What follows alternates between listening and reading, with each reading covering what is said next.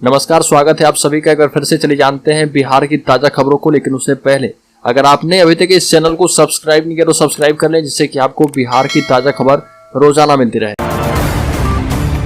सबसे पहली बड़ी खबर, मोदी मंत्रिमंडल में नए चेहरे हो सकते हैं। चिराग पासवान, रविशंकर प्रसाद की भी हो सकती है वापसी, चौंका सकते हैं संजय जायसवाल। लोकसभा चुनाव से पहले केंद्र सरकार में मंत्रिमंडल का विस्तार होना है। संभावना है कि मोदी कैबिनेट में नए मंत्री शपथ ले सकते हैं और इसके लिए राष्ट्रपति भवन में तैयारियां शुरू हो गई है। इसमें कई नए चेहरों को शामिल करने की चर्चा है। सूत्रों के मुताबिक इस बार जमुई के सांसद और लोक जनशक्ति पार्टी के राष्ट्रीय अध्यक्ष चिराग पासवान को मोदी कैबिनेट में जगह मिल सकती है। अगर ऐसा होता है तो चिराग पहली बार मंत्री पद की शपथ लेंगे। जानकारी के मुताबिक मोदी कैबिनेट के नए चेहरों में पश्चिम चंपारण से 3 बार के सांसद डॉक्टर संजय जायसवाल के भी शामिल होने की चर्चा है। बड़ी खबर, चार्जशीट के मुद्दे पर तेजस्वी यादव ने बीजेपी को दिया जवाब। लैंड फॉर जॉब मामले को लेकर किया सब कुछ स्पष्ट। तेजस्वी यादव ने कहा कि बीजेपी के लोगों को बिहार के विकास या बिहार की जनता की चिंता नहीं है।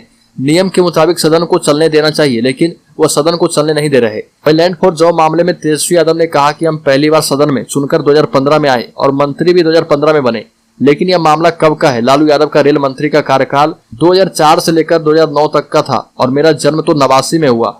2004 में मेरी उम्र 15 वर्ष थी और मेरे कार्यकाल में कोई बता दे कि कौन सा कार्य कर दिया जो कि भ्रष्टाचारी बन गया।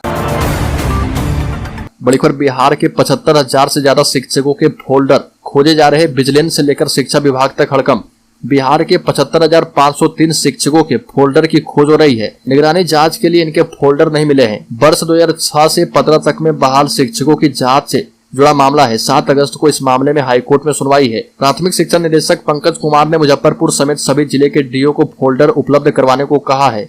निगरानी अन्वेषण ब्यूरो के एसपी ने शिक्षा विभाग को पत्र लिखा कि वर्ष 2006 से 2015 तक के नियोजित शिक्षकों के शैक्षणिक प्रशैक्षणिक अंक प्रमाण पत्रों से संबंधित 75,503 फोल्डरों को संबंधित जिलों के सहायक जांचकर्ता को उपलब्ध नहीं कराया गया है।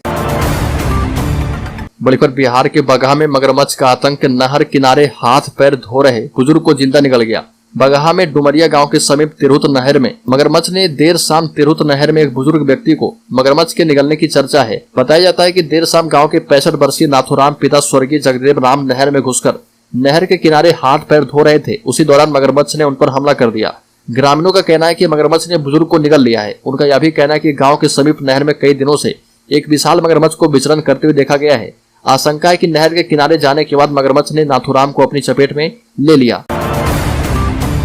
बड़ी खबर, आरजेडी को उसी के हथियार से मात देने की फिराक में बीजेपी। 10 लाख नौकरी और शिक्षक आंदोलन का मुद्दा गर्म। बीजेपी इन दिनों आरजेडी को उसी के हथियार से मात देने की फिराक में जुटी है। बिहार में इन दिनों 10 लाख लोगों को नौकरी देने और शिक्षक आंदोलन का मुद्दा गर्म है। बीजेपी इन दोनों मुद्दों को उठाकर सरकार को घेरने में जुटी है। दरअसल 2020 में विधानसभा चुनाव में राजद के नेता तेजस्वी यादव ने अपने प्रत्येक चुनावी सभा में सरकार बनने के बाद पहली कैबिनेट बैठक में पहले हस्ताक्षर से 10 लाख लोगों को सरकारी नौकरी देने का वादा किया था। राजद ने भी इसे अपने घोषणा पत्र में शामिल किया था। इसका फायदा भी चुनाव में आरजेडी को मिला था, लेकिन अब इसी हथियार को बीजेपी हथियाने की फिराक में है और सरकार को घेर रही है। बड़ी खबर, सुशील मोदी ने तेजस्वी यादव पर साधा निशाना, कहा कि ना कोई नौकरी और ना ही पढ़ाई की, फिर भी करोड़ों के संपत्ति के मालिक बन गए। लैंड फॉर जॉब मामले में एक बार फिर से बिहार के पूर्व उप मुख्यमंत्री एवं राज्यसभा सांसद सुशील मोदी तेजस्वी यादव के पीछे पड़ गए हैं। इस पर उन्होंने तेजस्वी यादव से इस्तीफा मांगा है। आरजेडी पर निशाना साधते हुए कहा कि लालू यादव ने गरीबों और पिछड़ों को गुमराह करके पहले सत्ता हथियाई और इसके बाद उसका दुरुपयोग करते हुए सिर्फ अपना खजाना भरा, सिर्फ संपत्ति बनाई, गरीबों को लूटा। उनका परिवार देश के सर्वाधिक भ्रष्ट परिवारों में से एक है। उनकी इस उपलब्धि से पूरा बिहार शर्मसार है और आरजेडी पर निशाना साधते हुए कहा कि तेजस्वी यादव ने ना तो पढ़ाई पूरी की और ना ही कहीं नौकरी की है। उनके पास कोई पुश्तैनी संपत्ति भी नहीं थी। ऐसे में उन्हें स्पष्ट करना चाहिए कि उनके पास 52 अलग अलग बहुमूल्य संपत्तियों के मालिक कैसे बन गए। बड़ी खबर, पूर्व मंत्री राजबल्लभ यादव, एमएलए नीतू सिंह, पूर्व विधायक बनवारी राम सहित 5 हुए बड़ी आचार संहिता मामले में फैसला। आचार संहिता उल्लंघन के आरोपित पूर्व मंत्री राजबल्लभ प्रसाद यादव, पूर्व विधायक बनवारी राम, कांग्रेस से हिसुआ विधायक नीतू सिंह, पूर्व जिला पार्षद वारसलीगंज विधायक अरुणा देवी के पति अखिलेश सिंह और मोहम्मद इनुस को कोर्ट ने आरोप मुक्त करते हुए रिहा कर दिया। नवादा के एमपी एमएलए कोर्ट के विशेष न्यायिक दंडाधिकारी सह प्रथम अपर मुख्य न्यायिक दंडाधिकारी चंदन कुमार ने साक्ष्य के अभाव में सभी को रिहा करने का आदेश जारी किया है और यह फैसला कल ही सुनाया गया। बड़ी खबर, एक दूसरे के वोट झटकने की कोशिश में गठबंधन और एनडीए छोटी छोटी कड़ियों को जोड़ने में जुटे। 2 ध्रुवीय हो चुकी बिहार की राजनीति में एक एक वोट को सहजने संभालने की प्रतिस्पर्धा चरम पर है। फिलहाल दोनों गठबंधनों के बीच कुनबे के विस्तार का प्रयास चल रहा। इस कड़ी में पूर्व केंद्रीय मंत्री नागबनी की केंद्रीय गृह मंत्री अमित शाह से ताजा तरीन मुलाकात को राज्य की ओर से बड़ा संदेश देने का प्रयास माना जा रहा। दूसरी तरफ मुख्यमंत्री नीतीश कुमार ने कुछ छोटे दलों और सामाजिक प्रभाव वाले समूहों को गठबंधन से जोड़ने का संकेत देकर हाशिए पर खड़े क्षेत्रीय छत्रपों की आस जगा दी है। मुख्यमंत्री ने यह संदेश गठबंधन और उसके बाद जदयू की बैठक में दिया है। राजद और जदयू के बाद गठबंधन की तीसरी महत्वपूर्ण घटक कांग्रेस भी चाहती है कि दूसरे पाले में जाकर बिखर जाने वाले वोटों को किसी तरह समेट लिया जाए। बड़ी खबर, शिक्षकों को बिना शर्त राज्यकर्मी का दर्जा दें, नहीं तो हम 2024-25 में भी सरकार के खिलाफ लड़ेंगे। नियोजित शिक्षकों को बिना शर्त राज्यकर्मी का दर्जा देने की मांग को लेकर बिहार माध्यमिक शिक्षक के साथ बिहार राज्य पंचायत नगर प्रारंभिक शिक्षक संघ, परिवर्तनकारी प्रारंभिक शिक्षक संघ और अन्य शिक्षक संघों ने प्रोटेस्ट किया और बिहार राज्य अध्यापक रूलबुक 2023 में आवश्यक संशोधन की मांग को लेकर बिहार माध्यमिक शिक्षक संघ के महासचिव एवं पूर्व सांसद शत्रुघ्न प्रसाद सिंह ने कहा कि हमारे शिक्षकों के संघर्ष का नतीजा है कि सदन में सरकार को यह कहने पर विवश होना पड़ा कि मुख्यमंत्री शिक्षकों की मांगों पर वार्ता करने के लिए तैयार है। सरकार जब तक पूर्व से सेवारत शिक्षकों को राज्यकर्मी का दर्जा नहीं देती है तब तक हमारा संघर्ष जारी रहेगा। हम सड़कों पर संघर्ष करेंगे और हमारे हित चाहने वाले विधायक और विधान पार्षद सदन में हमारी लड़ाई लड़ेंगे। बड़ी खबर, विपक्षी एकता के संयोजक पद पर नीतीश के सामने आई चुनौती। लालू यादव शरद पवार नहीं, सोनिया होंगी सामने। प्रधानमंत्री मोदी के नेतृत्व वाली भारतीय जनता पार्टी को हराने के लिए 23 जून को पटना में विपक्षी दलों की बैठक हुई थी और इस बैठक में देश भर से 15 दल जुटे थे। हालांकि आम आदमी पार्टी ने बगैर घोषणा किए पैर खींच लिए थे और अब बेंगलुरु में 2 दर्जन दलों का इससे भी बड़ा जुटान हो रहा। मुख्यमंत्री नीतीश कुमार इससे कितना खुश हो रहे होंगे यह उनका मन ही जानता है, क्योंकि खबर अब बेंगलुरु में विपक्षी एकता के लिए हो रही बैठक का संयोजन करने वाली कांग्रेस पार्टी से है। संयुक्त प्रगतिशील गठबंधन की संयोजक और कांग्रेस की पूर्व अध्यक्ष सोनिया गांधी भी इस बैठक में शामिल होंगी।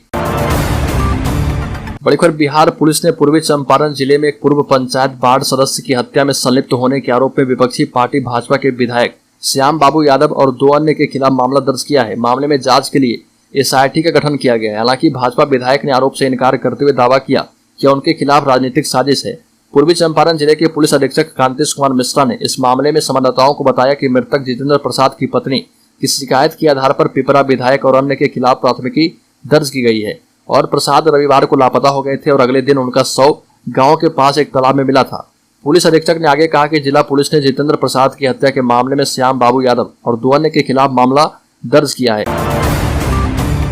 बड़ी खबर, विपक्षी एकता के लिए जरूरी है, बिहार कभी नहीं हुआ रिजॉर्ट पॉलिटिक्स का शिकार। महाराष्ट्र की राजनीतिक घटनाक्रम से बिहार के सत्तारूढ़ गठबंधन में संभावित विभाजन की अटकलें बढ़ गई है। हालांकि विपक्ष के द्वारा लगाए जा रहे नटकलों को सत्ता दल के नेता लगातार खारिज करते आ रहे। इकोनॉमिक टाइम्स की रिपोर्ट के मुताबिक मनोज झा ने कहा कि बिहार कभी भी रिजॉर्ट पॉलिटिक्स का शिकार नहीं हुआ। अगर कोई बदलाव हुआ भी है तो बहुत ही सहजता से हुआ। यह लोकतंत्र का चेहरा है। मैं उनसे कहना चाहता हूं कि चिंता न करें, बिहार सुरक्षित है और विपक्षी एकता इसका आधार बनेगा। बता दें कि शरद पवार की राष्ट्रवादी कांग्रेस पार्टी में हाल ही में हुए विभाजन में अजित पवार सहित पार्टी के नेता महाराष्ट्र में भाजपा शिवसेना गठबंधन में शामिल हो गए। तब से बिहार भाजपा के कई नेता सत्तारूढ़ जनता दल यूनाइटेड में विभाजन की भविष्यवाणी करते हुए बयान दे रहे। मनोज झा ने कहा कि मैं आपको आश्वस्त कर सकता हूं कि बिहार बड़ी विपक्षी एकता और भाजपा के खिलाफ सकारात्मक एजेंडा स्थापित करने वाली घटनाओं में सबसे आगे रहेगा। मैं प्रधानमंत्री का चेहरा पढ़ सकता हूं, वह एक चिंतित व्यक्ति हैं। उनका चिंतित होना सही है। पहली बार उनके चारों ओर का प्रभाव मंडल हिल रहा है। इसके अलावा नीतीश कुमार के विपक्ष का प्रधानमंत्री पद का चेहरा होने और उप मुख्यमंत्री तेजस्वी यादव के बिहार का मुख्यमंत्री बनने की संभावनाओं के बारे में पूछे जाने पर मनोज झा ने कहा कि ये सिर्फ अटकलें हैं। बड़ी खबर, राज्य में किसान सलाहकारों का प्रोटेस्ट। इन मांगों को लेकर विधानसभा घेराव के लिए निकले। पुलिस ने किया लाठीचार्ज। शिक्षक अभ्यर्थियों के बाद अब किसान सलाहकार सड़क पर उतर चुके हैं। जनसेवा का दर्जा देने की मांग को लेकर वह विधानसभा घेराव के लिए निकले हैं। हालांकि पटना पुलिस ने किसान सलाहकारों को R ब्लॉक के पास ही रोक दिया। भारी संख्या में पुलिस फोर्स की तैनाती कर दी गई है। वरीय पुलिस अधिकारी माइकिंग कर किसान सलाहकारों को पीछे हटने के लिए कहा। जब किसान सलाहकारों ने बात नहीं मानी तो पुलिस ने बल प्रयोग किया। बात नहीं बनी तो पुलिस लाठीचार्ज कर दिया। इसके बाद पुलिसकर्मी किसान सलाहकारों को खदेड़ दिए। हाथ में तिरंगा लिए किसान सलाहकार बिहार सरकार के खिलाफ नारेबाजी करने लगे। सैकड़ों की संख्या में जुटे किसान सलाहकारों का कहना है कि हम लोग पिछले 13 साल से बिहार सरकार हम लोगों को ठगने का काम कर रही है। हम लोगों को जनसेवा का दर्जा दिया जाए। अपनी मांग को लेकर हम लोग विधानसभा घेराव के लिए निकले हैं। नीतीश सरकार से अपील है कि हम लोगों की मांग को गंभीरता से लें। हम लोगों ने पहले भी कई बार सरकार से अपनी मांगों को पूरा करने की अपील की है, लेकिन सरकार ने अब तक इस पर ध्यान नहीं दिया।